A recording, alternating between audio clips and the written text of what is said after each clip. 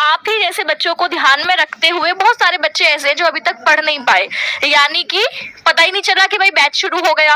अब उनके दिमाग में ये चिंता थी कि हम अपना जो 1.5-2 महीने का सिलेबस छूट गया है इसको कैसे कवर करेंगे, है ना। बैच में एंटर तो हो जाएंगे लेकिन बैकलॉग तो बैकलॉग रहेगा ही, है ना। फिर वो एग्जाम तक हम बाकी बच्चों से पीछे रह जाएंगे। तो इसीलिए रीलॉन्च में हमने, अभी छुट्टियों का समय चल रहा था, तो जो भी अभी तक पढ़ाया है उसको उन बच्चों को दोबारा से कवर करवा दे जो नए साथी जुड़ रहे हैं। साथ ही हमारे साथ जो बैच में बच्चे पढ़ रहे हैं उनका भी बैकलॉग हो गया था, लगातार कमेंट आ रहे थे, तो उनके लिए भी एक बेहतरीन तैयारी हो पाए, इसलिए इस रीलॉन्च की शुरुआत हुई है। तो इस रीलॉन्च में अब आपको बहुत सारे साथी चिंता में हैं कि रीलॉन्च में तो पहले चैप्टर से शुरुआत करनी थी, ये कौन सा चैप्टर उठा लिया, है ना। तो फिर इसीलिए मैं आपको बता दूं कि अब तक मैंने हिंदी की क्लास में क्या क्या कवर करवा दिया ये बताऊंगी, और कैसे कैसे कवर मैं आपकी सारा बैकलॉग कंप्लीट कराऊंगी, या जो भी अभी तक छूटा है वो सब कैसे कवर करवाने वाली हूँ वो भी मैं आपको बताऊंगी। सबसे पहले आप इस टाइम टेबल का स्क्रीनशॉट ले लीजिए। ये जो रीलॉन्च वाला टाइम है, यानी हमारी रेगुलर क्लासेस से हटकर जो टाइम है उसको आप देखेंगे कि सुबह केमिस्ट्री वाले सर आपके 8 बजे करा रहे होंगे, दोपहर 12 बजे मैं हिंदी करा रही हूँ, 1 बजे आपको शाहरुख सर इंग्लिश कराएंगे, 2 बजे मैथ्स और बायोलॉजी का होगा, और 8 बजे रात को फिजिक्स। ये रेगुलर क्लासेस से अलग टाइम टेबल है, ठीक है। आज से ही शुरू हुआ है, तो अब ये नहीं कि आज के बैच में, अब ये है इस बैच में भी जुड़ गए और इसमें भी बैकलॉग कर लिया, यानी 2-3 दिन तो बड़े मौज में जोश में क्लास ले रहे हैं और फिर छोड़ दिया। ऐसा मत करना, नहीं तो हम भाई साल में कितने बैच निकालेंगे तुम्हारा बैकलॉग पूरा करने के लिए, है ना। तो थोड़ा सा इस बात का ध्यान रखना कि अगर हम लोग आप लोगों की डिमांड पर दोबारा से वही चीजें पढ़ाने वाले हैं जो अभी तक हमने पढ़ा दी है, तो थोड़ा सा मुश्किल रहेगा, है ना। तो अब दोबारा ये एक्सपेक्टेशन मत करना कि 2 महीने बाद फिर बोलेंगे कि हमारा तो बैकलॉग लग गया, दोबारा पढ़ाओ, तो हम दोबारा पढ़ाएंगे, है ना। अब आपका कोर्स खत्म होने के बाद रिविजन ही होगा अक्टूबर के बाद, ठीक है। चलिए, तो अभी तक मैंने हिंदी में क्या क्या करवा दिया है इस पर अगर बात करें तो ये ऐसा टॉपिक है जो मैं आपके करा चुकी हूँ, है ना। मतलब मैंने आपके 3 चैप्टर तो पद्य खंड के कंप्लीट करा दिए थे। सबसे पहले अयोध्या सिंह उपाध्याय हरिऔध की कविता पवन दूती का करा दी थी, फिर मैथिली शरण गुप्त की एक गीत था और एक कैकई का अनुताप था, वो भी कंप्लीट करवा दिया था। जयशंकर प्रसाद की कविता श्रद्धा मनु भी बैच में कंप्लीट करवा दी थी। मैंने गद्य खंड में भी 2 चैप्टर करा दिए थे, रॉबर्ट नरसिंह होम और आपके राष्ट्र का स्वरूप, ये कंप्लीट करा दिया था। संस्कृत के 2 चैप्टर कंप्लीट करवा दिए थे, संस्कृत भाषा या महत्वम भोजस्य औदार्यम, ठीक है। व्याकरण में मैंने आपके रस और अलंकार टॉपिक कंप्लीट करा दिए थे। कहानियों में लाठी और पंचलाइट, मतलब हमारा एकदम स्पीड से सिलेबस चल रहा था, और ऐसा नहीं कि मैं बहुत जल्दी जल्दी भगा के कराया, नहीं, मैंने बहुत तसल्ली से सारी चीजें समझाते हुए सिलेबस कराया है। लेकिन फिर भी क्योंकि बैच आपके जो है लगभग 20 मार्च से शुरू हो गया था और मई खत्म हो गया है, आज 5 जून है, तो इतना सिलेबस तो स्वाभाविक ही है। अब आप लोगों को कैसे करवाऊंगी, तो अभी श्रद्धा मनु चैप्टर मैंने बैच में पढ़ाया है, लेकिन उसमें भी बहुत सारे साथियों के डाउट थे, तो मैंने फिर इसी से शुरुआत करी कि हम सबसे पहले जयशंकर प्रसाद की रचना श्रद्धा मनु और उसमें गीत है उसको कंप्लीट करेंगे। 3 दिन का टारगेट रहेगा, 3 दिन में ये चैप्टर फिनिश। फिर राष्ट्र का स्वरूप, इसको हम 2 दिन में फिनिश करेंगे। कैकई का अनुताप, इसको अगले 2 दिनों में करेंगे, ठीक है। फिर उर्मिला और आपके उर्मिला का जो गीत है वो इन्हीं दोनों को एक ही चैप्टर में, मैथिली शरण गुप्त, ये हम 1 दिन में गीत कंप्लीट कर लेंगे। भोजस्य औदार्यम 2, रस और अलंकार 1 दिन रस 1 दिन अलंकार, ये 2 दिन में। रॉबर्ट नरसिंह होम में भी 1 दिन में चैप्टर कंप्लीट। पवन दूती का 2 दिन लगेंगे। संस्कृत भाषा या महत्वम 1 दिन, लाठी कहानी को 1 दिन और पंचलाइट कहानी को 1 दिन। टारगेट है मेरा कि जून के अंत तक बैकलॉग कंप्लीट करवा दिया जाए। अब बैच में तो ये सब कुछ हो चुका है, बैच में आज से एक नया चैप्टर शुरू होने जा रहा है। शाम को 4 बजे हिंदी की रेगुलर क्लास होती है, जिसमें मैं चैप्टर आज पढ़ाऊंगी अशोक के फूल। तो आप लोग जो नए जुड़ रहे हैं, 4 बजे की क्लास तो लेनी ही है, नहीं तो फिर उसका बैकलॉग लग जाएगा, है ना। तभी आप बैच वाले बच्चों के साथ चल पाएंगे कि आप लोग उसको भी लेते रहिए और इसको भी लेते रहिए, ठीक है। कोशिश रहेगी कि 30 जून तक, इस महीने तक आप लोगों का सिलेबस पीछे का सारा कंप्लीट करवा दिया जाए। मैंने आपको ये पूरा बता ही दिया कि इस तरीके से मैं कितने कितने दिन में कौन कौन सा चैप्टर कराऊंगी। तो चलिए फिर आपके आ जाते हैं सीधे जयशंकर प्रसाद पर। जयशंकर प्रसाद जो कि छायावाद के एक प्रमुख कवि हैं। कौन से युग के हैं? छायावाद के। अब ये क्या होता है, तो पूरा हिंदी साहित्य का काल, आदि काल, भक्ति काल, रीति काल और आधुनिक काल, इन 4 भागों में बटा हुआ है। आधुनिक काल की शुरुआत होती है 1850 ईस्वी के बाद, ठीक है। तो आधुनिक काल के बाद भी 50 सालों का समय भारतेंदु युग कहा जाता है। फिर अगले 20-22 सालों का समय द्विवेदी युग। द्विवेदी युग आपके 1922 ईस्वी में लगभग खत्म होता है। उसके बाद छायावाद की शुरुआत होती है। ठीक है, कब होती है? लगभग 1922 के बाद। तो ये छायावाद के एक प्रमुख कवि हैं जयशंकर प्रसाद। जयशंकर प्रसाद की एक रचना है जो कि जिसका नाम है कामायनी। ठीक है, जयशंकर प्रसाद, इनका एक महत्वपूर्ण महाकाव्य है जिसका नाम क्या है? कामायनी। ठीक है, तो यह हिंदी साहित्य की एक महाकाव्यात्मक रचना है। अब महाकाव्य मतलब बहुत बड़ा काव्य। ठीक है, महाकाव्य का मतलब क्या है? जो बहुत बड़ा है। मतलब इनके हाथ में आप किताब देख रहे हो कितनी मोटी है, तो इतना बड़ा महाकाव्य है। तो क्या आपको पूरा पढ़ना है? नहीं, आपके सिलेबस में इस बड़े से महाकाव्य का छोटा सा अंश है ना, बिल्कुल चिन्ना सा अंश लगा हुआ है, वो है श्रद्धा और मनु की मुलाकात। वैसे तो इस महाकाव्य में 3 पात्र हैं, एक तो है श्रद्धा, एक है मनु और एक है ईड़ा। ठीक है, 2 महिलाएं हैं, एक श्रद्धा और एक ईड़ा। श्रद्धा थोड़ी बहन जी टाइप है ना, बहन जी टाइप महिला है जो दिल से सोचती है, और जो ईड़ा है वो थोड़ी मॉडर्न है। ठीक है, मॉडर्न मतलब जैसे आजकल की लड़कियां होती है ना, बिल्कुल एकदम आप समझ सकते हो, भावनाओं को पकड़ो, है ना, तो ये उस तरीके की है। खैर, इसका तो अंश आपके सिलेबस में नहीं है ईड़ा का, हमें तो केवल श्रद्धा और मनु के बीच कैसे मुलाकात हुई इसको इस अंश में पढ़ना है।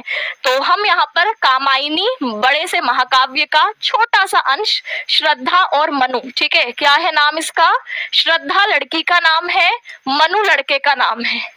ये एक ऐसी कहानी है जिसमें मनु को इस दुनिया में सबसे पहला व्यक्ति, है ना, आप कहोगे कि भाई दुनिया की शुरुआत कैसे हुई, तो इस दुनिया की शुरुआत में जो पहला व्यक्ति आपके सामने है वो है मनु, और जो पहली स्त्री है श्रद्धा। और देखो आज हमारी पॉपुलेशन है ना, कितनी तेजी से हमने जो है ग्रोथ की है, कितनी तेजी से विकास हुआ है कि पहले संसार की शुरुआत में 2 ही लोग थे, एक थे श्रद्धा और मनु, और आज देखो पॉपुलेशन की, है ना, क्या हाल है।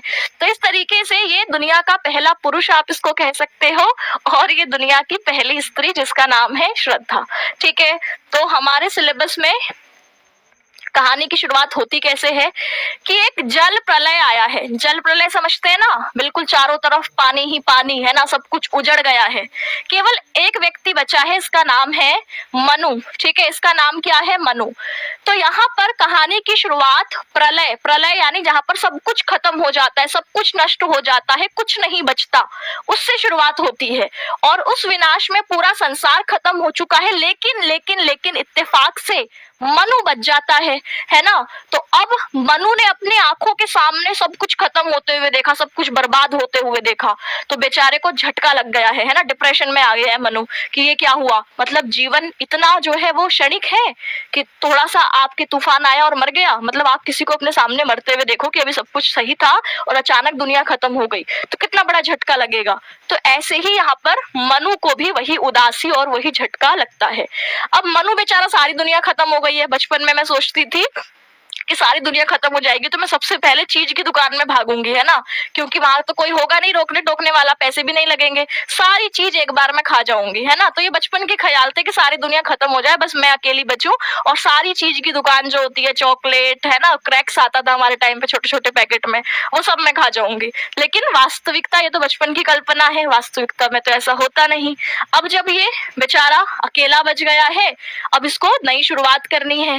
मनु सोचता है कि कैसे जीवन को दोबारा से शुरू करे। वह बहुत ज्यादा भ्रमित होता है, परेशान होता है, निराश होता है, क्योंकि सब कुछ खत्म हो चुका है। अब सब कुछ खत्म होने की इस कगार पर जहां वो मुंह लटकाए, आप देख सकते हो किस तरीके से बेचारा समुद्र के किनारे, है ना, जल प्रलय के बाद, सब कुछ खत्म होने के बाद उदास निराश बैठा है।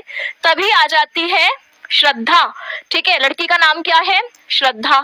तो इसी समय मनु के सामने आती है श्रद्धा। श्रद्धा यहाँ पर प्रतीक है जीवन का, यानी कहा मनु अपना जो है सोच रहा था कि मैं भी मर जाता तो बढ़िया था, मैं क्यों बच गया, है ना। अब ये देखो जीवन कितना क्षणिक है कि पल भर में मर जाते हैं लोग, इस तरीके की बातें, नेगेटिव थॉट्स उसको आ रहे थे। तभी श्रद्धा जो कि जीवन के प्रतीक, उसके मन में दोबारा से विश्वास, उम्मीद, प्रेम जगाने, जीवन की ऊर्जा के रूप में उसके जीवन में एंट्री लेती है। श्रद्धा का स्वरूप मनु के लिए जीवन की एक नई शुरुआत जैसा है, जैसे बहुत ज्यादा गर्मी में ठंडे हवा का झोंका, है ना, आप कह सकते हो बहुत ज्यादा निराशा में खुशी का एक पल, ठीक है। इस तरीके से यहाँ पर जो मनु श्रद्धा है इसकी एंट्री उसकी लाइफ में होती है। श्रद्धा के मधुर स्वर यानी उसकी मीठी आवाज, सुंदरता तो उसमें है ही, आप देख सकते हो, है ना, और उसका आचार व्यवहार, उसकी जो बातचीत का तरीका है, ठीक है, एक तरीके की केयरनेस दिखाती है ना वो, कि और तुम यहाँ अकेले क्या कर रहे हो, तुम उदास क्यों हो, तुम्हें ऐसे नहीं रहना चाहिए, इस तरीके से उसको उत्साहित भी करती है। तो भैया लड़की जब इतने प्यार से बोलेगी तो फिर बात जो है वो, मनु ऐसे कैसे निराश रह सकता है, उसकी भी निराशा दूर होती है और आपके आगे जो है इनकी जीवन की आगे की शुरुआत होगी, ठीक है। तो इस वाले अंश में आपको श्रद्धा और मनु के बीच की बातचीत, उनकी पहली मुलाकात, दोनों के बीच किस तरीके से यहाँ श्रद्धा मनु को उत्साहित करती है, ठीक है, और कहती है कि तुम ऐसे हार नहीं मान सकते। बताओ लोग जो है कितनी सारी परेशानियां बाधाएं उनके जीवन में आती है, असली तो आपके जीवन की जो ऊर्जा है, जीवन का महत्व है, वो संघर्ष करने में है। इस तरीके की बातें यहाँ पर श्रद्धा मनु को करती है और मनु लास्ट में मान भी जाता है, ठीक है। तो ये आपको मैंने थोड़ा सा इस कहानी का ब्रीफ दिया ताकि आप पूरी कहानी को समझ पाओ, ठीक है। ये तो थोड़ा सा कहानी का एक तरीके से कह सकते हैं इंट्रो, ठीक है। जैसे आप मूवी देखने से पहले उसकी 2-3 मिनट में ट्रेलर देख कर जाते हैं ना, कि भैया ट्रेलर में आपको पता चल गया इसमें होने क्या वाला है, तो ये आपका उसी टाइप का ट्रेलर था, इंट्रो था कि इस कहानी की शुरुआत कैसे हुई, अब आप इसको आगे समझोगे, ठीक है। तो ये आपका, अब मैं यहाँ से आपके जो आपकी श्रद्धा मनु में जो पंक्तियां हैं जो आपके एग्जाम में पूछी जाएंगी, जैसे एग्जाम में यहाँ से यहाँ तक दिया जाएगा और इस पर आधारित 5 सवाल बनेंगे, ठीक है। तो इसको समझेंगे, ठीक है। चलिए तो अभी शुरू किया जाए कहानी को। सभी तैयार हैं? समझ में आ रहा हलवानी? समझ में आ रहा है सभी को? पीडीएफ बेटा एप्लीकेशन पर ही मिलेगी। 2 दिन क्लास आपकी जो है वो ऐप पर हो रही है, मतलब यूट्यूब पर हो रही है 5 जून और 6 जून को। कल से क्लासेस एप्लीकेशन, मतलब कल से नहीं, आज भी यूट्यूब पर हो रही है, कल भी यूट्यूब पर हो रही है, सैटरडे संडे ऑफ, मंडे को वापस क्लास आपकी एप्लीकेशन पर होंगी और आपके पीडीएफ भी आपको एप्लीकेशन पर ही क्लास जहाँ पर दिख रही होगी उसके साथ ही पीडीएफ भी अपलोड किया जाएगा, ठीक है। सभी को क्लियर है? सभी यस लिखकर भेजोगे तो हम आगे बढ़ते हैं, ठीक है। 3 दिन में आपके ये टॉपिक हमें खत्म करना है, श्रद्धा मनु चैप्टर को 3 दिन में हम खत्म करेंगे। क्वेश्चन आंसर नहीं करेंगे, क्वेश्चन आंसर अंत में हम जब प्रैक्टिस सेशन लगाएंगे तो प्रैक्टिस सेशन में देखेंगे कि हर अंश से छोटे छोटे हम पद्यांश उठा के उसमें से क्वेश्चन आंसर कैसे आएंगे। साथ के साथ मैं आपको शॉर्ट नोट्स कैसे बनाने हैं, याद कैसे करना है, ये भी बताते चलूंगी। तो जो हमारे बैच के ऑलरेडी पढ़ चुके बच्चे हैं वो ध्यान देंगे। यहाँ पर मैंने क्या कहा कि साथ के साथ इस पूरे अंश को याद कैसे करना है और आपको नोट्स कैसे बनाने हैं। आप लोग बहुत परेशान रहते हो ना, दीदी शॉर्ट नोट्स कैसे बनाए, दीदी शॉर्ट नोट्स कैसे बनाए, तो वो मैं आपको साथ के साथ बताते चलूंगी। आपको उस पर ध्यान रखना है और उसी तरीके से फिर अपने नोट्स बनाने हैं, ठीक है। चलिए तो सभी तैयार हैं? चलिए यहाँ से आपकी कहानी में जो आपके किताब में आपको दिख रही होगी कविता, यहाँ से शुरू हो रही है। अब मैंने आपको बैकग्राउंड समझा दिया कि मनु समुद्र के किनारे जल प्रलय के बाद एकांत में अकेला मुंह लटकाया उदास निराश बैठा हुआ है, ठीक है। सारी उम्मीदें उसकी खो चुकी हैं, डिप्रेशन की तरह व्यक्ति दिख रहा है आपको। तभी यहाँ पर भटकते भटकते एक महिला पहुंचती है जिसका नाम है श्रद्धा, ठीक है। महिला नहीं, थोड़ी स्त्री आपकी जो है ये थोड़ा औरत वाला हो जाएगा, है ना। लड़की पहुंचती है, ठीक है, लड़की कहकर थोड़ा फील आ रहा है उसको देख के। हाँ, तो ये आपकी, इसका नाम है श्रद्धा, जो कि लड़की है जिसने नीली कलर की आपकी ड्रेस पहनी है। आगे चलकर आप देखेंगे कि पूरा एक जो है पद्यांशी इसकी ड्रेस पर, इसकी सुंदरता पर होगा। तो ये नीले कलर का गाउन इसने पहन रखा है और अब ये इससे आकर के पूछती है। क्या पूछती है? कहती है कौन तुम कौन हो, हु आर यू, है ना। संस्कृति, संस्कृति का अर्थ क्या है? संस्कृति का अर्थ है संसार, ठीक है। संस्कृति का अर्थ क्या है? संसार, ठीक है। सृष्टि, संसार या कहो सृष्टि, ठीक है। जल निधि मतलब समुद्र, ठीक है। तीर मतलब किनारा।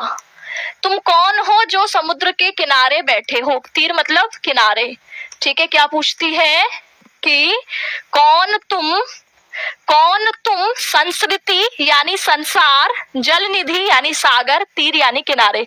संसार रूपी सागर के किनारे बैठे हुए तुम कौन हो। ठीक है, क्या कहेंगे कि संसार रूपी सागर, जैसे सागर के किनारे कोई बैठा हो तो ऐसे ही इस पूरे संसार में कोई नहीं बचा, तो इस पूरे संसार रूपी सागर के किनारे अकेले बैठे तुम कौन हो, ये श्रद्धा का पहला सवाल। तरंगों से फेंकी मणि एक, तरंगे क्या होती हैं, समुद्र में उठने वाली लहरें। ठीक है, समुद्र में उठने वाली लहरों को हम क्या कहते हैं, तरंग। तो तरंगों से फेंकी मणि क्या होता है, तो भैया समुद्र में पाए जाते हैं चमकने वाले मोती। तो जैसे तरंगों की लहरों से समुद्र के अंदर के मोती निकलकर बाहर उसके किनारे पर इकट्ठा हो जाए, ऐसे ही इस संसार ने मानो तुम्हें क्या कर दिया है, इस संसार में इतनी परेशानी बाधाएं आई कि उससे टकराते हुए तुम बिल्कुल किनारे पर आ रुके, है ना। तो ये एक मोती के समान इसको कहा है। कौन तुम संस्कृति जल निधि तीर, संसार रूपी सागर के किनारे तुम कौन हो। जैसे तरंगे किसी मणि को क्या कर देती है, किनारे पर फेंक देती है, ऐसे अकेले इस संसार के किनारे पर फेंके गए तुम कौन हो। कर रहे निर्जन का चुपचाप, निर्जन मतलब जन मतलब लोग, निर्जन मतलब जहां लोग ही नहीं है, जहां लोग नहीं है वह कैसा होगा, सुनसान जगह, है ना, सुनसान, है ना, बिल्कुल कह सकते हो अकेला, है ना। निर्जन मतलब जहां कोई है ही नहीं, है ना, ये कैसा है, बिल्कुल अकेला। कर रहे निर्जन का चुपचाप मतलब एक सुनसान जगह का, प्रभा की धारा से अभिषेक, अभिषेक किसका नाम है, अभिषेक मतलब क्या होता है, प्रभा मतलब चमक। जैसे एक मोती अगर तरंगों के द्वारा, लहरों के द्वारा समुद्र से बाहर फेंका गया हो तो वो किनारे पर सारी अपनी चमक बिखेरता है, क्योंकि मोती चमकता है, तो किनारे पर मोती की चमक बिखरती है, चारों तरफ वो अपनी चमक बिखेरता है। बिल्कुल ऐसे ही यहाँ पर जो आपका मनु है वह क्या कर रहा है, संसार में दूर दूर तक कोई मनुष्य ही नहीं दिखाई दे रहा, तो इस पूरे जहां कोई मनुष्य ही नहीं है उसमें यहाँ पर मनु की उपस्थिति उसी चमकदार मोती के समान है, क्योंकि यह उस जगह को क्या कर रहा है, धारा से अभिषेक। अभिषेक मतलब होता है पवित्र स्नान, है ना। अब पवित्र स्नान का मतलब यहाँ नहीं कि भैया लोटा लिए और लगे जो है नहलाने, है ना, ऐसा वाला स्नान नहीं। पवित्र स्नान का मतलब एक तरीके से उस जगह को और ज्यादा पवित्र बना देना, उस जगह को बिल्कुल शुद्ध कर देना, या उस जगह पर अपनी उपस्थिति से वहां का जो डरावनापन था, वहां का जो एकांतपन था उसको खत्म कर देना। ठीक है, तो कौन तुम संस्कृति जल निधि तीर, श्रद्धा पूछती है मनु से कि हे पुरुष तुम कौन हो इस संसार रूपी सागर के किनारे। जैसे तरंगे किसी मणि को किनारे पर फेंक देती है, ऐसे इस सुनसान जगह का तुम अपनी चमक से अभिषेक कर रहे हो, यानी उसको और पवित्र बना रहे हो। मधुर विश्रांत, और तुम्हारे चेहरे पर एक मधुरता, देखो किसी के चेहरे को देखकर समझ आएगा ये बहुत दुष्ट और खच्चर किस्म का है, और किसी के चेहरे को देख के लगेगा आहा, है ना, ये व्यक्ति यार बड़ा अच्छा होगा, एक बार इससे बात करके देखते हैं। मतलब चेहरा देख करके समझ में आ जाता है व्यक्ति की पर्सनैलिटी की, ये खच्चर है कि ये थोड़ा सा भला मानुष है ना। तो जो भला किस्म का दिखेगा, है ना, लगेगा कि अरे वाह इससे एक बार बात करके करनी चाहिए, है ना, अच्छा लग रहा है, क्यूट सा लग रहा है ना, बहुत आपके भोला लग रहा है, इस तरीके की फीलिंग आती है ना किसी को देख के मन में। तो यहाँ श्रद्धा को, मनु को देख करके डरावने वाली फीलिंग नहीं आ रही। हो सकता है बिल्कुल ये खच्चर जैसा दिख रहा होता डरावना, तो उसको देख के छुप जाती कि अरे कहीं मुझ पर हमला ना कर दे, मुझे मार ना दे, है ना, मेरे साथ कुछ गलत ना कर दे। लेकिन नहीं, वो अकेले पुरुष को देखकर उसके पास आने की हिम्मत कर रही है, तो यानी कि इसके चेहरे पर एक तरीके की मासूमियत है, क्यूटनेस है। ठीक है, आज की भाषा में बोले तो क्यूटनेस है इसके चेहरे पर। तो क्या कहती है, मधुर विश्रांत और एकांत, तुम्हारे चेहरे पर क्या है, मधुर विश्रांत। विश्रांत का मतलब होता है थकावट, मधुर मतलब जो अच्छा लगे, ऐसी थकावट तुम्हारे चेहरे पर दिख रही है जो अच्छी लग रही है ना। अरे वहाँ कितना मजदूरी कराई गई है, ऐसा चेहरा लग रहा है इसका, मासूमियत से भरा हुआ। और एकांत, और बेचारा अकेले बैठा है, नहीं तो लड़के अकेले बैठे हुए कम पाए जाते हैं, नहीं तो दो चार इसके आवारा आसपास बैठे ही होते हैं, झुंड में बैठते हैं ना लड़के। लड़के कहाँ पाए जाते हैं, तो लड़के एक ऐसे प्राणी है जो हमेशा अपने दोस्तों के साथ झुंड में पाए जाते हैं। अब ये बेचारा लड़का अकेला है, तो इसीलिए वो कह रही है कि तुम्हारे चेहरे पर एक मधुर किस्म का थकावट दिख रही है, विश्रांत दिख रहा है, और तुम एकांत अकेले में बैठे हो, तुम्हारा झुंड कहाँ है, इस तरीके की भावना उसके मन में है। जगत का सुलझा हुआ रहस्य, जगत मतलब संसार। अब भैया रहस्य सुलझा हुआ कैसे लग सकता है? रहस्य का मतलब ही है कि उसमें कुछ ना कुछ उलझा हुआ है, लेकिन यहाँ पर रहस्य सिर्फ इतना है कि अकेला पुरुष भी नहीं, अकेला लड़का यहाँ पर क्या कर रहा है, ये रहस्य है। लेकिन इसके चेहरे पर इतनी मासूमियत है ना, इतना मधुर इसका चेहरा लग रहा है कि मानो जैसे इसका चेहरा ही इसके रहस्य को सुलझा रहा हो, यानी डर नहीं है इसको देख करके मन में। तभी श्रद्धा जो है पास आकर उससे पूछ रही है। तो इसके चेहरे के भाव मानो जैसे संसार का कोई रहस्य सुलझा रहे हो, ऐसा श्रद्धा को लगता है। एक करुणामय सुंदर मौन, उसके चेहरे पर करुणा से भरा हुआ, करुणा मतलब बिल्कुल इमोशनल, जैसे अभी रो देगा, अभी इससे कुछ पूछो बेटा क्या हुआ, है ना, और अभी जो है टेसुए आंखों से बहने लगेंगे, गंगा जमुना सरस्वती सब एक साथ बह आएगी, ऐसे इसके चेहरे पर करुणा से भरा हुआ मौन। मौन यानी चुप्पी। मौन का मतलब क्या है बेटा? मौन का मतलब है चुप्पी। तो इसके चेहरे पर करुणा से भरी हुई, करुणा मतलब बहुत ज्यादा इमोशनल हो रखा है कि जैसे अभी इससे बोलो और अभी गंगा जमुना सरस्वती आंखों से साथ में बहने लगे, इतना इमोशंस इसके चेहरे पर, भावनाएं जो है वो उसके चेहरे पर दिख रही हैं। भैया पूरा संसार को एक साथ खत्म होते हुए देखा है तो चेहरे में तो यही वाले भाव होंगे ना कि अभी रो दे। तो कहा कि उसके चेहरे पर एक करुणा से भरा हुआ मौन यानी एक चुप्पी थी, ठीक है। और चंचल मन का आलस्य, अरे जो मन हमारा इधर उधर भगाता रहता है, और अगर वो अकेला बैठा है तो देखेगा ना यार कोई और बच गया, नहीं बचा, कोई संसार खत्म हो गया, और आपको लग रहा है कि सब कुछ मेरे आंखों के सामने खत्म हो गया, मैं ही बचा हूं, तो आप आसपास ढूंढने जाओगे ना कि कोई और बचा हो, क्या पता, इधर देखता हूँ उधर देखता हूँ, क्योंकि मन तो हमारा चंचल है। हाथ पे हाथ रख के थोड़ी बैठे रहोगे कि अब क्या करूं, नहीं, आप भी आसपास जाके देखोगे कि कोई और बचा है कि नहीं बचा। तो यानी जो मन हमारा चंचल प्रकृति का है, चंचल मतलब जो कभी इधर ले जाए कभी उधर ले जाए, कभी इस पे कभी उस पे, है ना, इस तरीके का मन इसका आलस्य में घिरा हुआ है। आलस्य मतलब एक जगह बैठा हुआ है भोंदू की तरह, है ना। तो कहा कि तुम्हारे चंचल मन को जैसे आलस्य ने घेर लिया हो, ऐसा मुझे तुम्हें देखकर लगता है। ये वाली बात यहाँ पर श्रद्धा ने मनु को कही, ठीक है। तो श्रद्धा आती है और क्या कहती है, दोबारा से मैं सारी रिपीट करूंगी कि कौन तुम संस्कृति जल निधि तीर, इस संसार रूपी सागर के किनारे बैठे हुए तुम कौन हो?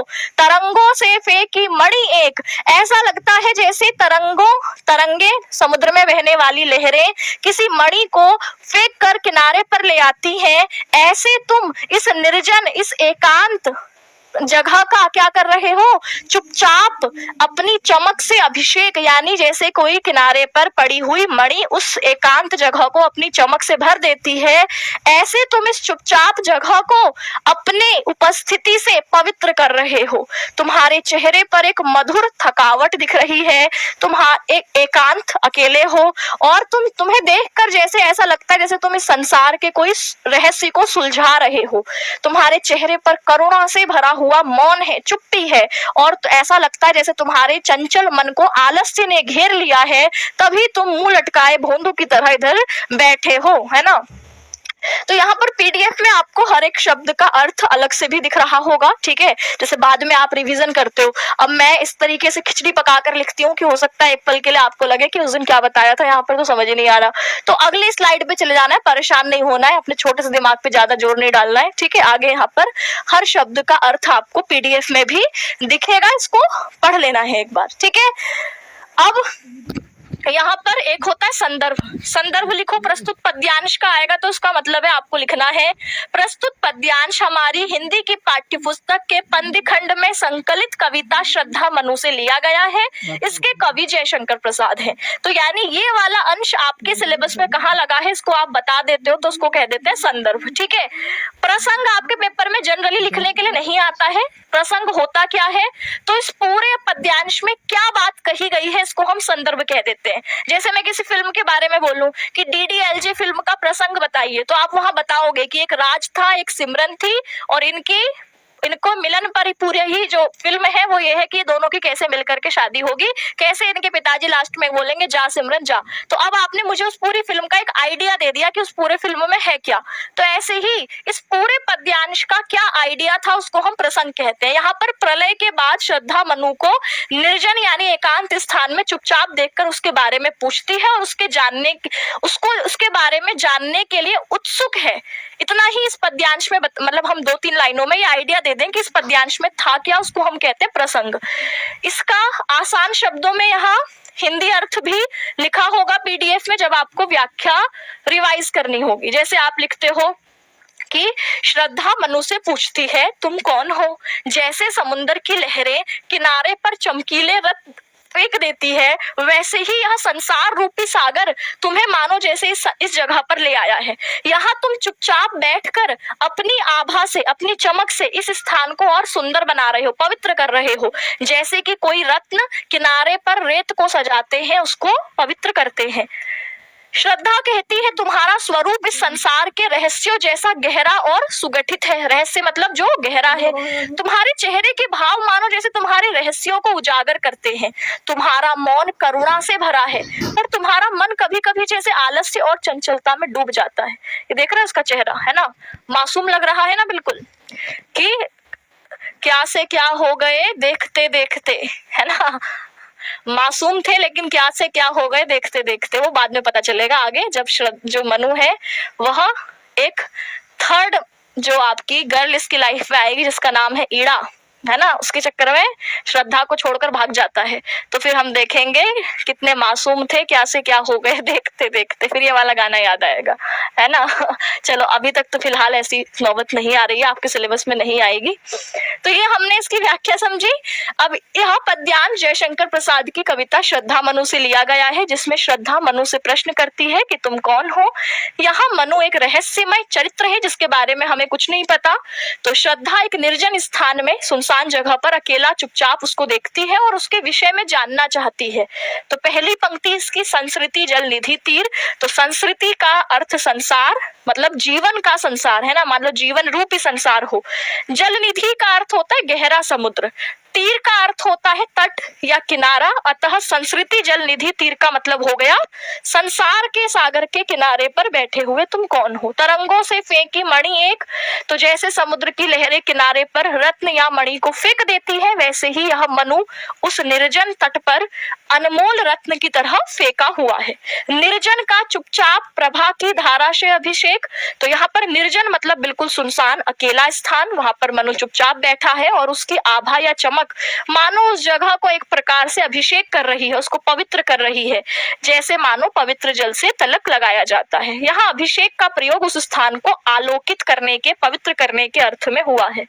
श्रद्धा मनु से कहती है कि वह इस संसार के गहरे रहस्य की तरह है, उसका रूप मधुर है, वह विश्रांत यानी थका हुआ लग रहा है, अकेला है, उसकी मौनता, उसकी चुप्पी करुणा से भरी है। मनु का मन कभी कभी आलस्य और चंचलता के बीच झूलता रहता है। इस तरीके की बातें दोनों के बीच होती है। अब इसके शॉर्ट नोट्स कैसे बनाने, ठीक है, ये हमने पूरा अंश पढ़ा। इसके शॉर्ट नोट्स के लिए हमें कोई 5 शब्द चुनने हैं जिससे कि ये पूरे पद्यांश को हम समझ जाएं। मतलब बाद में जब हमें रिवीजन करना हो तो हमारे पास डेली बेसिस पर सिर्फ 5 शब्द हो और हम इसको रिवीजन कर लें। तो मैंने इस पूरे पद्यांश को शॉर्ट नोट्स बनाने के लिए 5 शब्द चुने। एक तो एकांत। एकांत मतलब यहाँ पर मनु बेचारा समुद्र के किनारे अकेला एकांत चुपचाप बैठा है, ठीक है। यहाँ पर श्रद्धा की एंट्री होती है और श्रद्धा देखती है कि भाई उसके बारे में वो एक रहस्य की तरह दिखता है, जिसके बारे में वह और कुछ जानना चाहती है कि कौन है ना, कहाँ से आया है। वह उस निर्जन जगह को अपने मतलब अपनी चुप्पी से क्या कर रहा था, जैसे मानो वही उस रहस्य को, संसार के रहस्य को सुलझा रहा हो। उसके चेहरे पर करुणा है, ठीक है, मौन है, चुप्पी है, ठीक है, इस तरीके से हम देखेंगे। और अब यहाँ पर श्रद्धा कौन हो तुम, ये सवाल से पता चलता है कि वो उसके बारे में जानने की जिज्ञासा करती है। तो मतलब मैं इस पूरे पद्यांश को रिवीजन करने के लिए केवल अगर 5 शब्द भी लिखूं तो काफी होगा। इन 5 शब्दों से हम पूरे पद्यांश की मोटी मोटी कहानी को अपने दिमाग में दोहराते हैं तो इसको रिवीजन कहो, याद कहो, शॉर्ट नोट्स कहो, ऐसे बन सकते हैं। जैसे अगर रहस्य शब्द था तो यहाँ पर मनु का रहस्यमय स्वरूप, कि जब श्रद्धा मनु को पहली बार देखती है तो वह उसे एक रहस्य रत्न की तरह अनुभव करती है, कि जैसे समुद्र की लहरें किनारे पर मणि फेंक देती हैं, वैसे आपके मनु को मानो जैसे किसी ने फेंक दिया है। मनु ना कुछ कहता है, चुप है, उसकी जो चुप्पी है, उसका जो मौन है, वह उस आभा किसी अज्ञात गहराई की ओर संकेत करती है। तो इस तरीके से हम रहस्य शब्द को समझ सकते हैं। एकांत, तो यह जो मुलाकात है वो एक बहुत अकेले सुनसान जगह पर होती है जहां ना कोई और व्यक्ति है, ना किसी और तरीके का शोर है। तो इस तरीके से मनु अकेला बैठा है, उसके चेहरे पर विश्रांत एक थकावट है और वह मधुर विश्रांत है, मधुर थकावट है। मौनता, मनु मौन है लेकिन उसका मौन शून्य नहीं है, उसमें करुणा भरी है, उसमें थकान भरी है, उसके अंदर विचारों की चंचलता, इन सब चीजें के संकेत उसके चेहरे को देखकर पता चलते हैं। ठीक है। करुणा, श्रद्धा को लगता है कि जैसे उसका जो मौन है वो करुणा से भरा हुआ है, जैसे उसके अंदर कोई पीड़ा छुपी हुई है जिसको वो चेहरे से बता नहीं रहा, बोलकर बता नहीं रहा, है ना। तो इस तरीके से आप यहाँ पर इस 4-5 शब्दों से इस पूरे अंश को रिवीजन कर सकते हो कि जिज्ञासा, श्रद्धा के मन में वो जानना चाहती है उसके बारे में, इसलिए उससे सवाल पूछती है। ठीक है। तो ये आपको हर पद्यांश में ऐसे 4-5 शब्द, जिससे कि आपको पूरी कहानी याद आ जाए, ऐसे अगर आप शॉर्ट नोट्स, अगर आपके पास लॉन्ग नोट्स बनाने का समय नहीं है, रिवीजन का समय नहीं है, तो 4-5 शब्द या 4-5 लाइनें जिसको पढ़ करके आपको उस पूरे अंश की कहानी रिवाइव हो जाए कि उसमें क्या हुआ था, ये अगर आपको आता है तो क्वेश्चन आंसर तो आप बड़े आसानी से कर लेते हो। ठीक है। देखो आगे क्या होता है। अब तो ये तो श्रद्धा के बारे में बताया कि श्रद्धा आती है, पूछती है कि तुम अकेले इस जगह पर क्या कर रहे हो, है ना। इस एकांत जगह पर तुम्हारे चेहरे का जो मौन है, ऐसा लगता है जैसे करुणा से भरा हुआ है, तुम्हारे अंदर कोई पीड़ा छुपी हुई है, इस तरीके से। ठीक है। अब आगे, जैसे ही मनु बेचारा अकेला जो बैठा हुआ था, इसके कानों में लड़की की आवाज पड़ती है, वो आवाज उसको ऐसा लगता है हाय जैसे कोई कोयल बोल रही हो, है ना। तो देखो यहाँ पर क्या सुना, यह मनु ने मधु गुंजार, जैसे कोई भंवरा फूलों पर क्या करता है, गुंजार ध्वनि उत्पन्न करता है, मतलब भिनभिनाता है या उसके ऊपर जो है मंडराता है। जैसे कोई भंवरा फूल पर मंडराता है और उसके मंडराने से जो मधुर ध्वनि निकलती है, वैसे मानो, अब इसको शब्द नहीं सुनाई पड़ रहे। कोई फिल्म देखी है आपने जहां पर आपके हीरो केवल हीरोइन को देख रहा है, हीरोइन उसको डांट रही है, कुछ बोल रही है, लेकिन हीरो के कान में शब्द नहीं पड़ रहे, बस उसको वो लड़की दिखाई दे रही है ना। और ऐसा लगता है जैसे हवा चल रही हो, जैसे सारी दुनिया थम सी गई हो। बिल्कुल ऐसा ही हाल यहाँ पर मनु का है कि वो कुछ बोले जा रही है, पूछ रही है, इसका ध्यान उसमें है ही नहीं। इसका ध्यान क्या है, तो यहाँ पर लिखा है कि सुना यह मनु ने मधु गुंजार, कि मधु गुंजार यानी जैसे कोई भंवरा, मधु मतलब यहाँ पर आप कहेंगे मधुर, है ना, मधुर। ठीक है, जो सुनने में अच्छा लगे। गुंजार यानी जो आपके ध्वनि होती है ना। किसकी ध्वनि होती है, भंवरों की ध्वनि होती है। अब यहाँ भंवरा, ये तो लड़की है, लेकिन तो मधुकरी लिखा है, मधुकरी मतलब भंवरा, भंवरी, है ना, फीमेल वर्जन ऑफ भंवरा, है ना। भंवरी जैसे कोई मधुर गुंजार कर रही हो, ऐसा यहाँ पर उसको मालूम पड़ता है। और सा जब सानंद, सानंद यानी खुशी से भरा हुआ, सानंद मतलब आनंद के साथ, आनंद के साथ, जैसे आनंद से भरा हुआ मधुर गुंजार कोई भंवरी कर रही है, ऐसा उसके शब्द मनु को सुनाई देते हैं। अब उसकी तरफ देखकर और क्या लगता है कि ये मुख नीचा कमल समान, जैसे कमल खिले और पृथ्वी की तरफ थोड़ा सा झुक जाए खिलकर, ऐसे मानो जैसे श्रद्धा ने अपनी मुख को झुका रखा है। किसकी तरफ, मनु की तरफ। तो लिखा कि ये मुख नीचा कमल समान, जैसे कमल खिलकर नीचे की तरफ झुक जाए, ऐसे उसका कमल के समान मुख मनु की तरफ झुका हुआ था। प्रथम कवि का ज्यों सुंदर छंद, जैसे संसार का कोई पहला कवि अपनी सुंदर कविता लिख रहा हो, ऐसे उसके शब्द। ठीक है, तो कहा प्रथम कवि का ज्यों सुंदर छंद, यानी जैसे कोई संसार का पहला कवि अपनी सबसे सुंदर कविता को रच रहा हो, ऐसा यहाँ पर लगता है। क्लास 1 है। हाँ, श्रद्धा पढ़ा रही हूँ। देखो मैम आ गई है, देखो श्रद्धा का नाम लिया और श्रद्धा हाजिर, लेकिन श्रद्धा अपनी ब्लू ड्रेस को छोड़ के आई है आज।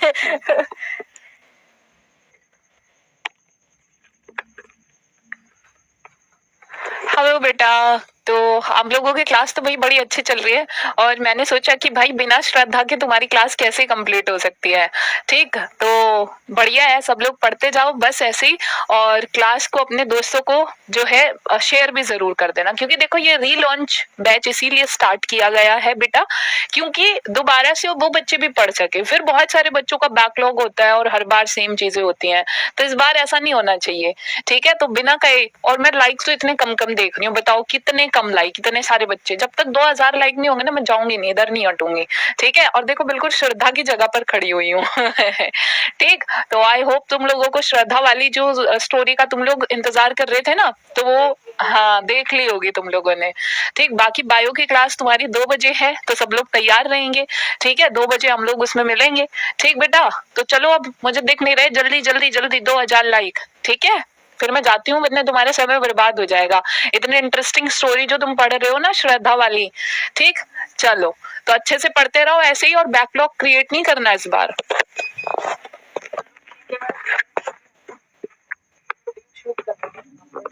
मैं तो लगातार 5 बजे क्लास, 2 बजे लेफ्ट बैक, हाँ 1 बजे कल से 1 बजे वाला स्नैपचैट है। हाँ, तो भाई चलिए, तो आपको बीच में आकर के जो है मैम ने मोटिवेट कर ही दिया है। ठीक है, हाँ एक मैम ने बहुत इंपॉर्टेंट बात बोली कि अपने जितने साथी हैं उन तक क्लास को शेयर कर दो। ठीक है, हमेशा अपना स्वार्थ मत देखा करो, स्वार्थी नहीं होना चाहिए। ठीक है, हमें कभी कभार स्वार्थी को छोड़ करके सारथी बनना चाहिए। क्या पता किसी गाँव में किसी बच्चा बैठा है जो स्कूल नहीं जा पा रहा, पढ़ाई नहीं कर पा रहा, ट्यूशन के लिए मम्मी पापा के पास पैसे नहीं है ना, मतलब सबकी पढ़ने की इच्छा होती है, तो वो सही समय पर इस क्लास को ना देख पाए, फिर वो आपके जो है अगले साल पछताए कि जैसे अभी हम लोग सोचते हैं कि काश हमारे टाइम पर इस तरीके के टीचर होते पढ़ाने वाले, ऑनलाइन हम भी घर से सारी क्लासेस करते, सारे नोट्स मिलते, दोबारा मन करता है एक बार स्कूल लाइफ जीने का। तो ऐसा कोई बच्चा कल के दिन ना सोचे कि यार हमें नहीं पता चल पाया इस क्लास के बारे में, या हमें कोई पढ़ाने वाला नहीं था। ऐसा ना हो, आप अपनी जिम्मेदारी पूरी करो कि हर बच्चे को क्लास के बारे में पता चल जाए। बाकी आगे पढ़ना ना पढ़ना उस बच्चे के ऊपर छोड़ दो, है ना। तो मैं ये नहीं कह रही कि जबरदस्ती किसी को पढ़ाना, नहीं, तुम्हें क्लास कम से कम इन्फॉर्मेशन पहुंचा देनी है सब तक कि हाँ भाई ये आपके आरडब्ल्यू ट्यूशन क्लासेस ने अपना बैच रीलॉन्च किया है। अगर भी कोई बच्चा ऐसा है जिसने अभी तक कोई कुछ नहीं पढ़ा, वो भी इस बैच से ज्वाइन करके बिल्कुल कोर्स जो है अक्टूबर में खत्म कर सकता है हमारे साथ। ठीक है, चलिए तो वापस बैक टू द स्टोरी। ठीक है, वापस स्टोरी पर आते हैं कि सुना यह मनु ने मधुर गुंजार, यानी जब मनु ने श्रद्धा के आवाज मनु के कानों में पड़ती है तो ऐसा लगता है जैसे कोई भंवरी मधुर आवाज कर रही हो, आनंद से खुशी के साथ कोई मधुर आवाज कर रही हो, ऐसा यहाँ पर मनु को लगता है। और उसका चेहरा मनु की तरफ झुका हुआ था, तो उसको ऐसा लगता है जैसे कोई कमल खिलकर पृथ्वी की तरफ, जमीन की तरफ झुक जाता है, ऐसे मानो श्रद्धा का कमल रूपी मुख उसकी तरफ झुका हुआ हो।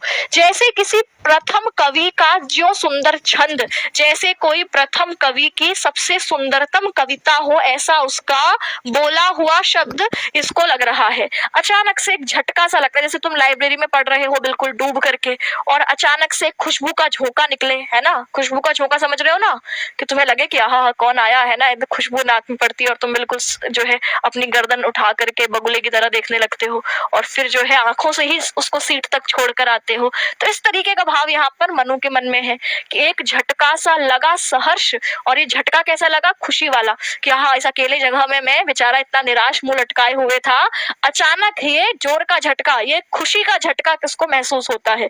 ठीक है, कैसा झटका, खुशी का झटका हाय जोरों से लगा, वो वाला झटका उसको लगता है। निरखने लगे, अरे बिल्कुल टुकुर टुकुर देखने लगे, निरखने लगे मतलब देखने लगे। अभी 3-4 पद्य में तो ये देखते ही रहेंगे, है ना, 3-4 स्टैंजा ऐसे आएंगे जिसमें ये सिर्फ देख ही रहे हैं और सुंदरता की तारीफ ही कर रहे हैं। तो निरखने लगे लुटे से, जैसे इनका सब कुछ लुट गया हो, ऐसे उसके चेहरे की तरफ देख रहे से, दिल चैन करार, है ना, सुख थक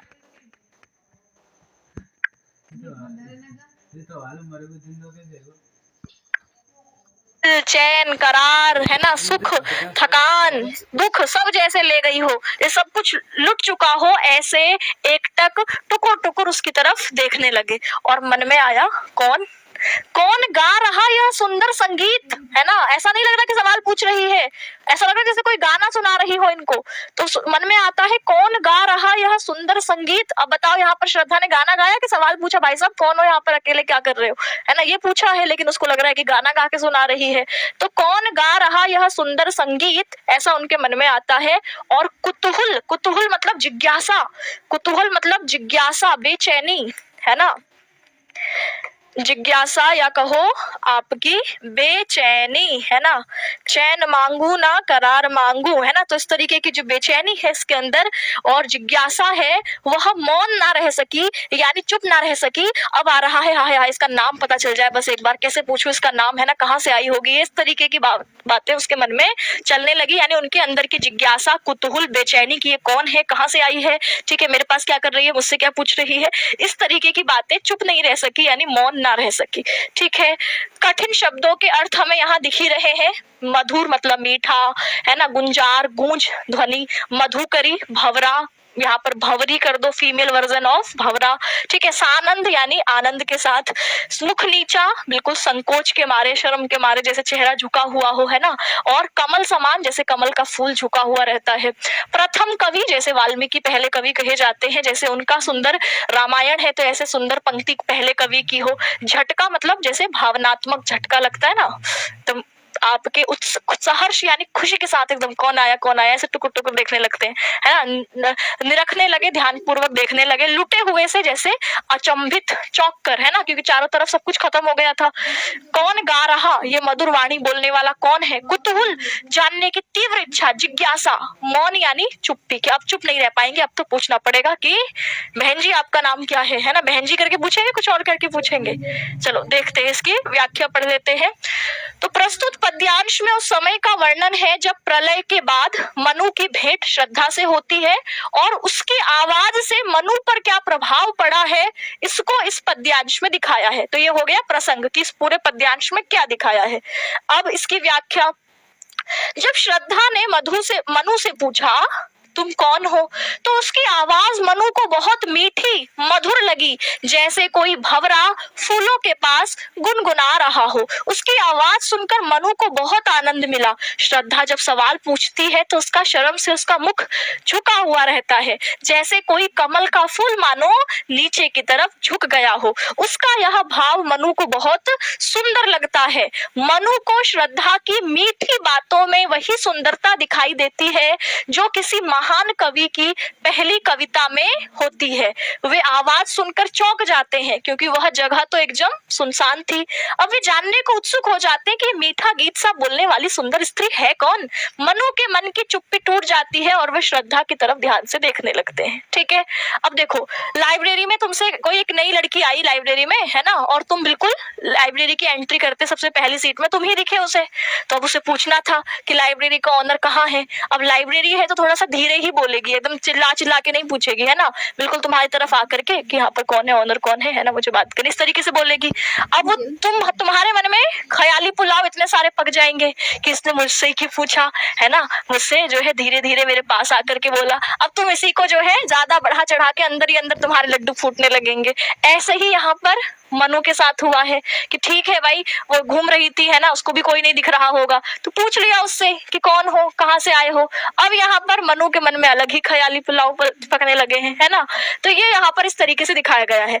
तो इस पूरे अंश में आप देखोगे तो एक तरीके से श्रद्धा की आवाज की मधुरता, है ना, मनु के मन में उसके प्रति पैदा हुआ आकर्षण और यह जिज्ञासा कि ये कौन है, ये जानने की इच्छा, संकोच, श्रद्धा का मुख झुका हुआ था तो एक तरीके की शर्म और संकोच के कारण जैसे उसकी आंखें पलकें झुकी हुई हो। प्रभाव, श्रद्धा की आवाज का मनु पर क्या प्रभाव पड़ा, इस पूरे अंश में बताया गया है। तो इन 4-5 शब्दों से आपको इस पूरे अंश की जो कहानी है वो क्या हो जाएगी, याद हो जाएगी। ठीक है, तो ये आप पढ़ लोगे कि जब श्रद्धा मनु से सवाल करती है तुम कौन हो, लेकिन यह प्रश्न प्रश्न कोई साधारण नहीं बल्कि उस आवाज में एक मधुर गुंजार जैसे कोई भंवरा फूलों के पास गुनगुना रहा हो, ऐसी आवाज थी। तो इस मधुरता वाले स्वर में मनु जैसे आनंद में डूब जाता है। ठीक है, यह आवाज मनु के हृदय को छू जाती है। संकोच श्रद्धा पूछती है तो उसका सर लज्जा से झुका हुआ है, जैसे कमल का फूल धूप में विनम्रता से झुक जाता है। यह संकोच उसकी सुंदरता को और बढ़ा देता है ना। तो इस तरीके से आकर्षण, तो यह मधुर स्वर संकोच भरे स्वर को देखकर मनु श्रद्धा की तरफ आकर्षित होते हैं। उन्हें जो वो प्रथम कवि की सुंदर कविता जैसी मालूम होती है। ठीक है, फिर इसके बाद जिज्ञासा, अब मन में ये कि बेचैनी कि ये गा कौन रहा है, किसकी आवाज है, इस निर्जन स्थान में, सुनसान स्थान में, एकांत में भंवरे के समान मधुर बोलने वाली ये स्त्री है कौन। तो वो चुपचाप रह नहीं सके, उनके अंदर जिज्ञासा पैदा हुई। तो इस प्रकार श्रद्धा की आवाज का, उसकी संकोच, उसकी गरिमा का इस पर मनु पर क्या प्रभाव पड़ा है, उसको यहाँ पर दिखाया गया कि उनको एक झटका लगता है, वो उसकी तरफ देखते हैं। ठीक है, उनके बारे में जानना चाहते हैं, ये सब कुछ दिखाया गया है। ठीक है, चलिए तो आगे देखो क्या लिखा है। और देखा वह सुंदर दृश्य, ठीक है, और देखा वह सुंदर दृश्य, नयन का इंद्रजाल अभिराम, कुसुम वैभव में लता समान, चंद्रिका से लिपटा घनश्याम, हृदय की अनुकृति बहाई उदार, एक लंबी काया उन्मुक्त। अब इसमें अभी तक तो उसकी आवाज की सुंदरता हुई। ठीक है, कि भैया जो श्रद्धा है वो कितना मधुर बोलती है। एक तो आज लगातार मैं देख रही हूँ happy birthday ma'am, happy birthday. भैया नहीं है मेरा बर्थडे, है ना। आज कौन सी तारीख है, 5 जून है, नहीं है मेरा बर्थडे, है ना। अभी काहे विश कर रहे हो, जब होगा तब बताया जाएगा, है ना। तब प्रॉपर जो है वो 2 मिनट तक हैप्पी बर्थडे खेलेंगे। आज नहीं है तो पढ़ाई कर लो ध्यान से। ठीक है, चलो देखो यहाँ पर क्या लिखा है। और देखा वह सुंदर दृश्य, तो अभी तो आवाज की सुंदरता थी, अभी उसके रूप की सुंदरता तो बाकी है ना। तो जैसे लिखा और देखा वह सुंदर दृश्य, अभी तक सिर्फ उसकी आवाज को सुन करके मनु खोए हुए थे, अब उसकी तरफ नजरें जाती हैं और फिर क्या होता है, ऐसा लगता है जैसे नयन, नयन यानी आंखों का, नयन मतलब आंख, है ना। जैसे आंखों का इंद्रजाल, इंद्रजाल समझते हो, जादू। ठीक है, जैसे मानो आंखों का कोई जादू, अभिराम यानी सुंदर जादू, जैसे आंखों ने कोई सुंदर जादू देख लिया हो, उसकी आंखें देखकर ऐसा मालूम पड़ता है जैसे कोई इंद्रजाल हो, जैसे आंखों से जादू कर रही हो ना, इस तरीके की सुंदर उसकी आंखें, या कहो कि जैसे उन्होंने आंखों के सामने एक सुंदर जादू होता हुआ देख लिया हो कि अचानक से इतनी सुंदर महिला कैसे प्रकट हो गई, संसार में तो सब कुछ खत्म हो गया था, है ना। ऐसा यहाँ पर लग रहा है। कुसुम वैभव में लता समान, अब आगे कुसुम, कुसुम समझते हो, कुसुम है फूल, और वैभव मतलब बिल्कुल आपके समृद्ध। ठीक है, समृद्ध मतलब समझते हैं, भरा हुआ। ठीक है, समृद्ध मतलब बिल्कुल भरा हुआ। ठीक है, तो फूलों से भरा हुआ, भरी हुई, लता मतलब डाल, जैसे कोई फूलों से भरी हुई डाल हो, ऐसी वह लग रही थी। जैसे कोई डाली हो, लता मतलब डाली हो, उस पर फूल ही फूल हो। जितनी सुंदर वह डाल, फूलों से लदी हुई डाल आपको लगेगी, इतनी ही सुंदर यहाँ पर कौन लग रही थी, श्रद्धा लग रही थी। और देखा वह सुंदर दृश्य, नयन का इंद्रजाल अभिराम, कुसुम वैभव में लता समान। ठीक है, आगे क्या कहा, चंद्रिका से लिपटा घनश्याम, जैसे चंद्रिका यानी चांदनी से लिपटा हो घनश्याम, जैसे चांदनी में जाकर बादल लिपट गया हो। ठीक है, देख रहे हो जयशंकर प्रसाद। अब आपको तो यहाँ देख करके लग रहा है कि मनु बोल रहा है, पर भैया ये तो लिखा जयशंकर प्रसाद ने है, और कवि जो कहानी लिखने वाला है ना, सारे भाव उसके हैं। ये बेचारा तो बस मनु के माध्यम से प्रकट हो रहा है, लेकिन विचार सारे जयशंकर प्रसाद जी के हैं। ठीक है, तो जयशंकर प्रसाद बिल्कुल बढ़िया तरीके से वर्णन करते हैं। यहाँ पर क्या कहते हैं कि नयन का इंद्रजाल अभिराम, जैसे आंखों का कोई सुंदर जादू, कुसुम वैभव में लता समान, जैसे फूलों से भरी हुई कोई डाल, चंद्रिका से लिपटा घनश्याम, जैसे चांदनी से लिपटे हों काले काले बादल, हृदय की अनुकृति बहाई उदार। अब हृदय की अनुकृति मतलब उसके अंदर कैसी है, क्या है। आप मुझे देखो, एक बार आपने पहली बार मुझे देखोगे जब मेरी आपसे इंटरेक्शन नहीं हुई, बातचीत नहीं हुई, तो आप मुझे देख करके सिर्फ बाहरी तरीके से मेरे चेहरे से या तो आपको लगेगा यार ये ठीक लग रही है, मतलब अच्छी लग रही है ना, बातचीत करके भी ऐसा लगता है जैसे इसका व्यवहार अच्छा होगा। ठीक है, या ऐसा लग सकता है बड़ी दुष्ट है, जैसे आप देखोगे सीरियल्स होते हैं ना, नाटक वगैरह होते हैं, उसमें जो डायन वाला रोल होता है उसको एक बड़ी सी बिंदी लगाई होती है, और जैसी उसकी एंट्री होती है तो एक अलग किस्म का म्यूजिक बैकग्राउंड में बजता है, तो हमें लग जाता है कि भैया ये सीरियल की डायन है, ये कुछ तो गड़बड़ करेगी। तो यानी किसी को बाहर से देख करके वह पॉजिटिव पर्सनैलिटी वाला है कि नेगेटिव पर्सनैलिटी वाला है, आप अनुमान लगाते हो। तो ऐसे ही श्रद्धा को देखकर मनु को क्या अनुमान हो रहा है, तो उसके हृदय की जो अनुकृति है, जो उसका अंदर के हृदय के जो भाव होंगे, वह उसके बाहरी शरीर को देखकर उदार मालूम पड़ते हैं। उदार मतलब समझते हो? उदार मतलब जैसे बहुत विनम्र, बड़े दिल वाला, है ना। विनम्र मतलब जैसे मानो कोई बड़ा दिल, अच्छा सा, है ना, बिल्कुल अच्छे से बातचीत करने वाला, इस तरीके का उसका बाहर से देख करके ऐसा लगता है जैसे बड़ी विनम्र होगी, है ना, मतलब बहुत बिल्कुल सॉफ्ट होगी, है ना, मतलब बहुत अच्छे से बातचीत करने वाली होगी। ये उसके हृदय की अनुकृति बाहर से ही उदार लगती है, विनम्र लगती है। एक लंबी काया, हाइट छोटी नहीं, मेरी तरह नहीं, है ना, बिल्कुल एकदम स्वामी मैम की तरह वाली हाइट। तो लंबी काया यानी उसका शरीर लंबा है, ठीक है, शरीर उसका कैसा है, लंबा है, बिल्कुल अमिताभ बच्चन जी की तरह 6 फुट बिल्कुल, है ना। उन्मुक्त यानी बिल्कुल ऐसे वो डरी सहमी ऐसी वाली महिला, लड़की नहीं लग रही है ना, बिल्कुल उन्मुक्त लग रही है। उन्मुक्त मतलब होता है स्वच्छंद, यानी मतलब कोई डर उसके अंदर, कोई झिझक नहीं, बिल्कुल एकदम खुली हुई, ठीक है, ऐसी वह मालूम पड़ती है। तो और देखा वह सुंदर दृश्य, नयन का इंद्रजाल अभिराम, कुसुम वैभव में लता समान, चंद्रिका से लिपटा घनश्याम, हृदय की अनुकृति बहाई उदार, एक लंबी काया उन्मुक्त। ठीक है, मुझे लगता है बस इतना ही रखना चाहिए, क्योंकि फिर कल की क्लास भी आपको लेनी होगी, है ना। तो यहाँ पर आप ऐसा समझ सकते हो, इतना ही रखेंगे इसको, क्योंकि आप लोगों की अगली क्लास भी है। तो यहाँ पर श्रद्धा की मधुर आवाज सुनने के बाद जब मनु ने उसका रूप देखा तो वो बहुत खूबसूरत और मनमोहक लगा। जैसे आंखों का वह दृश्य मतलब जैसे जादू के समान सुंदर लगा। श्रद्धा फूलों से भरी लता की तरह सुंदर थी। चांदनी की रोशनी में जैसे बादल ने उसे ढक रखा हो, ऐसी सुंदर वह दिखाई दे रही थी। उसका दिल बड़ा लग रहा था, यानी दिल बड़ा लग रहा था, यानी विनम्र उदार जैसी लग रही थी। वह लंबी और उन्मुक्त यानी आजाद, मतलब एक तरीके से बिना किसी झिझक की वह दिखाई पड़ रही थी। तो ये हम अब अगली क्लास में इसके आगे पढ़ेंगे। लगभग 3 स्टैंजा हमने कंप्लीट किए। आज तो थोड़ा सा आपको बैकग्राउंड भी समझाना था, है ना, इसीलिए थोड़ा सा समय लग गया। अब इसको हमें 2 दिन में कंप्लीट करना है, यानी कि कल की क्लास भी यूट्यूब पर होगी, पीडीएफ में एप्लीकेशन पर डलवा दूंगी, और फिर जब आपकी कल भी इसको हम आगे कंटिन्यू करते हैं, फिर ये मंडे को होगा। और मंडे के दिन हम गीत का तो छोटा सा ही है, मतलब 10 मिनट का मामला है गीत का, उसको भी समझ लेंगे, और श्रद्धा मनु को भी मंडे को फिनिश करके नेक्स्ट चैप्टर, जैसे मैंने शुरुआत में ही आपको बताया कि जो जो अब तक हो चुका है, हम कैसे कितने कितने दिनों में कंप्लीट